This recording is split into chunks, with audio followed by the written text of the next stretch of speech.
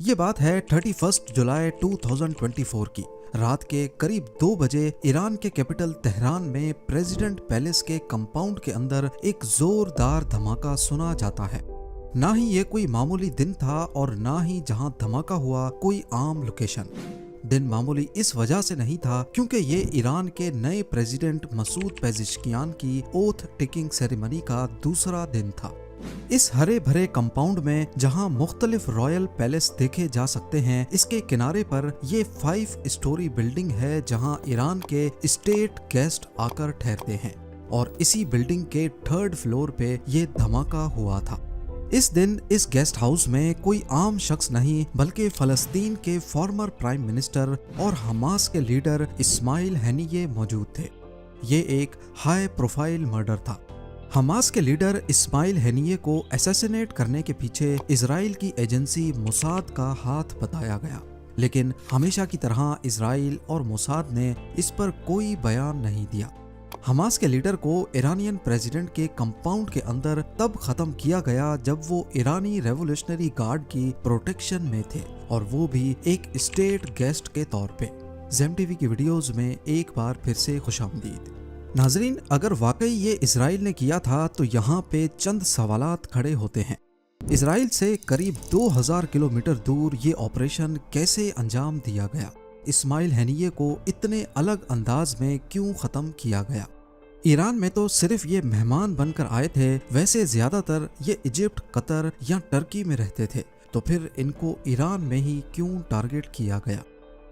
اسرائیلی agency Mossad کے چند targeted operations پہ نظر دوڑائی جائے تو اس میں ایک چیز بہت کامن ہے: خوف۔ جی ہاں، چاہے ایڈولف ایچمین کی سزائے موت ہو، سیریا میں نیوکلیئر ری ایکٹرز پہ بمباری، ایران کے نیوکلیئر سائنٹسٹس کا قتل، یا پھر لیبنان میں حزب اللہ کی 3000 پیجر ڈیوائسز کا ایک ساتھ پھٹ جانا، ان سب حملوں کا مقصد اسرائیل کے دشمنوں کو پیغام دینا ہے کہ وہ چاہے کہیں بھی ہوں، موساد سے بچ نہیں سکتے۔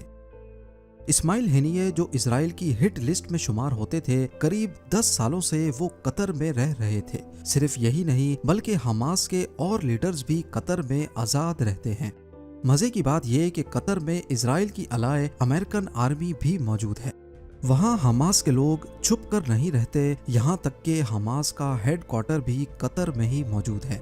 اسماعیل ہنیے نے بھی قطر میں کئی سال گزارے، لیکن ان پر ایک بھی حملہ نہیں ہوا۔ لیکن آخر کیوں؟ اگر ان کو دشمن ملک ایران کے بجائے قطر میں ہی ٹارگٹ کیا جاتا تو یہ زیادہ آسان ہوتا، پر ایسا صرف ہم سوچ رہے ہیں، جبکہ حقیقت اس کے بالکل برعکس ہے۔ اس کی وجہ جاننے کے لیے ہمیں 14 سال پیچھے جانا ہوگا، جب اسرائیلی انٹیلیجنس ایجنسی موساد سے ایک بہت بڑا بلنڈر ہوا تھا۔ ایک ایسا بلنڈر جس نے موساد کی ریپوٹیشن کو ٹھیک ٹھاک نقصان پہنچایا۔ 2010 میں حماس کے لاجسٹکس آفیسر محمود عبد الرؤف المبوح کو ختم کرنے کے لیے موساد نے ایک آپریشن پلان کیا تھا۔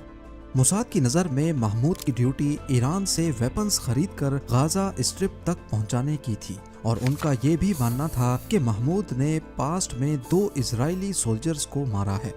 خیر، اس آپریشن کا نام پلازما اسکرین رکھا گیا اور یہ دبئی میں انجام دیا جانا تھا۔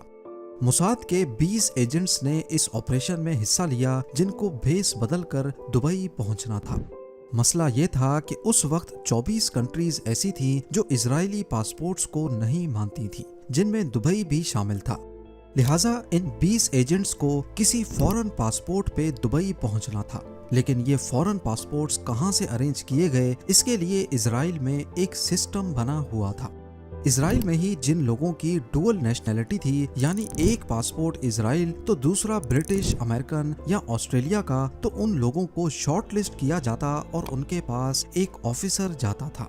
ان سے پوچھا جاتا کہ کیا ان کو حال ہی میں اپنے سیکنڈ پاسپورٹ پہ ٹریول کرنا ہے یا نہیں، اور اگر کوئی کہتا نہیں تو ان کو کہا جاتا کہ کیا وہ ملک کی سلامتی یعنی اسرائیل کی سلامتی کے لیے اپنی پاسپورٹ ڈیٹیلز استعمال کرنے کے لیے دے سکتے ہیں، اور جواب میں اکثر لوگ منع نہیں کرتے تھے۔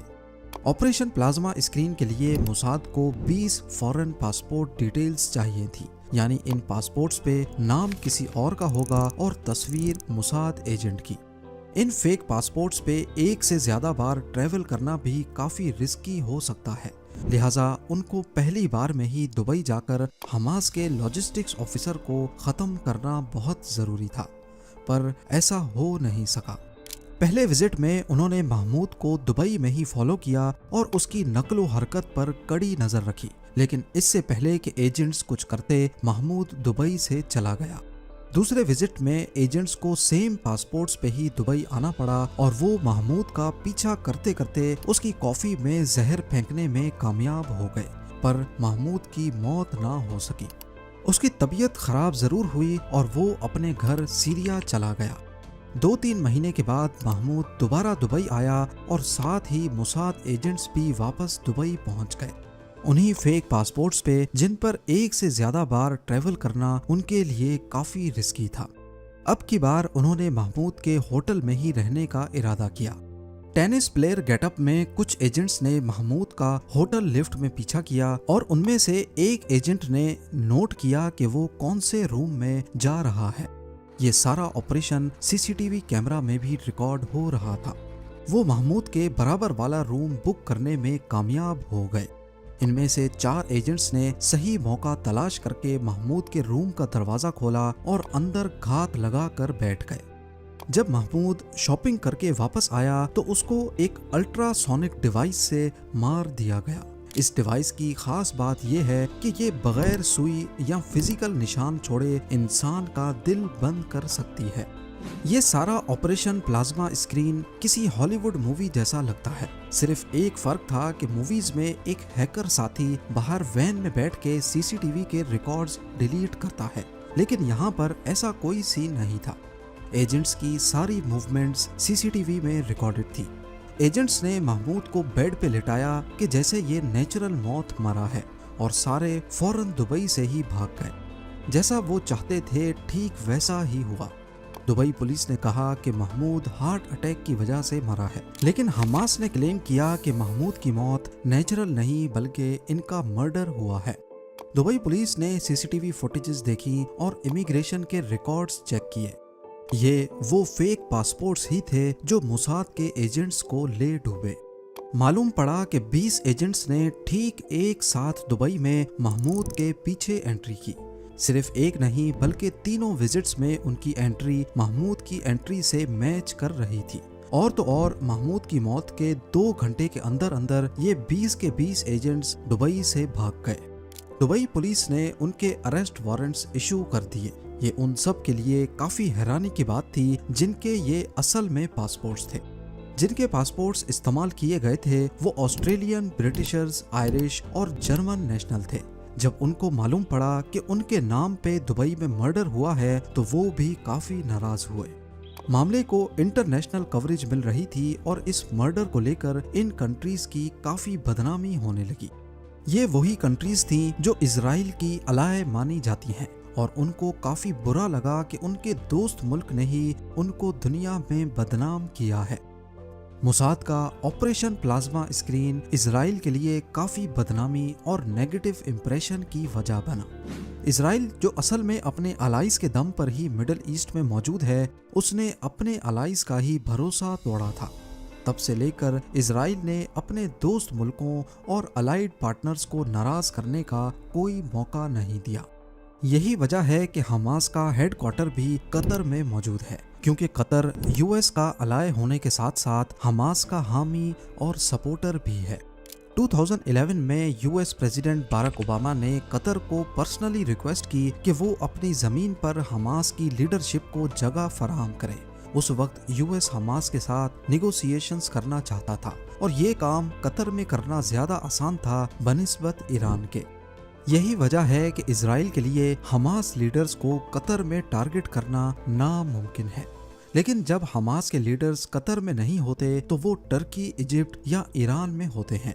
इजिप्ट और टर्की भी यूएस अलाइज हैं और यहाँ पर हमास लीडर्स को टारगेट करना भी बदनामी का बायस बन सकता है।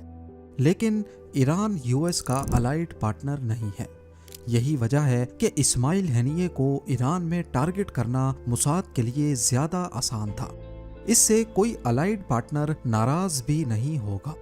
मोसाद को मालूम था कि इस्माइल हैनिये अक्सर तेहरान जाते रहते हैं।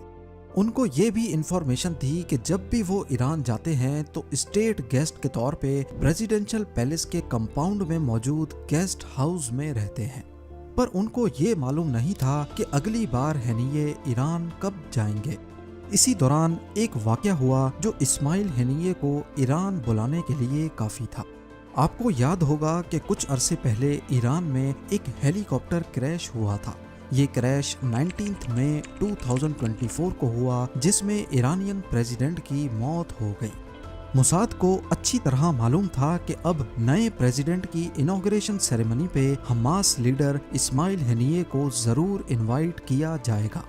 मोसाद के एजेंट्स ने प्रेसिडेंशियल कॉम्प्लेक्स के 2 गार्ड्स को पैसे और यूरोप में असाइलम का लालच देकर इस बात पर राजी किया कि वो इस्माइल हैनिये जिस रूम में रहते हैं उसके बेड के नीचे एक बॉम्ब प्लांट करें।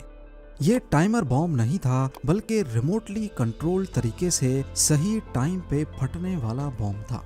प्लान के मुताबिक इस्माइल हैनिये को नए ईरानियन प्रेसिडेंट की ओथ टेकिंग सेरेमनी पे इनवाइट किया गया। ये सेरेमनी 28 जुलाई 2024 को होनी थी। कुछ रिपोर्ट्स कहती हैं कि बॉम्ब सेरेमनी से 8 हफ्ते पहले प्लांट किया गया था। 28 जुलाई को नए प्रेसिडेंट मसूद पेजिशकियान ने ओथ उठाया। इस्माइल हैनिये ने इनॉग्रेशन अटेंड की, ईरानियन सुप्रीम लीडर से मुलाकात की और फिर 30 जुलाई को गेस्ट हाउस में चले गए। मोसाद के लिए उन पर नजर रखना भी काफी आसान था, क्योंकि ये प्रेसिडेंशियल पैलेस ईरान के पुराने शाह ने अपने शौक में इंटरनेशनल स्की रिजॉर्ट के करीब बनवाया था। यहाँ से 7 किलोमीटर लंबी चेयर लिफ्ट स्की रिजॉर्ट तक लेके जाती है और चेयर लिफ्ट से ये बिल्डिंग साफ साफ दिखती है जहाँ इस्माइल हैनिये को रात गुजारनी थी। एजेंट्स ने खुद देखा या अंदरूनी गार्ड्स की मदद हासिल की, लेकिन जैसे ही उनको खबर मिली कि इस्माइल हैनिये अपने रूम में जा चुके हैं तो वो रूम की लाइट्स बंद होने का वेट करते रहे। इस वक्त रात के 1:40 हो रहे थे। जैसे ही रूम की लाइट्स बंद हुई तो उन्होंने बटन प्रेस करके बेड के नीचे लगा बॉम्ब फाड़ दिया। इजराइल के लिए इस किस्म के हमले करने का मकसद अपने मुखालिफिन के दिल में खौफ और दहशत डालना है, ताकि उनको लगे कि चाहे वो कितने भी सिक्योर्ड माहौल में हों, उनको कहीं भी किसी भी वक्त टारगेट किया जा सकता है। उम्मीद है ज़ेम टीवी की ये वीडियो भी आप लोग भरपूर लाइक और शेयर करेंगे। आप लोगों के प्यार भरे कमेंट्स का बेहद शुक्रिया। मिलते हैं अगली शानदार वीडियो में।